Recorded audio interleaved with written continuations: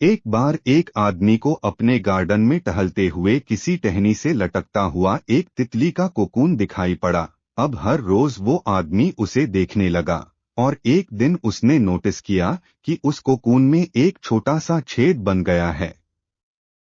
उस दिन वो वहीं बैठ गया और घंटों उसे देखता रहा। उसने देखा कि तितली उस खोल से बाहर निकलने की बहुत कोशिश कर रही है, पर बहुत देर तक प्रयास करने के बाद भी वो उस छेद से नहीं निकल पाई।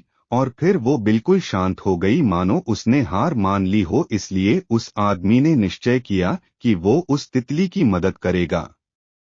उसने एक कैंची उठाई और कोकून की ओपनिंग को इतना बड़ा कर दिया कि वो तितली आसानी से बाहर निकल सके।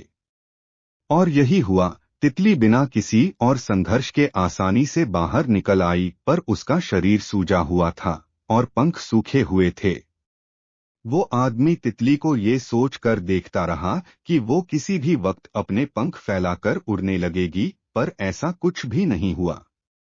इसके उलट बेचारी तितली कभी उड़ ही नहीं पाई और उसे अपनी बाकी की जिंदगी इधर उधर घिसटते हुए बितानी पड़ी।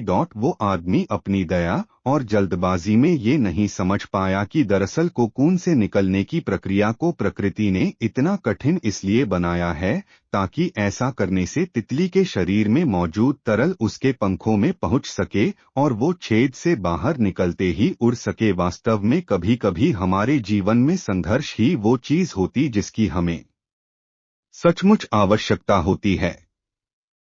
यदि हम बिना किसी स्ट्रगल के सब कुछ पाने लगे तो हम भी एक अपंग के समान हो जाएंगे।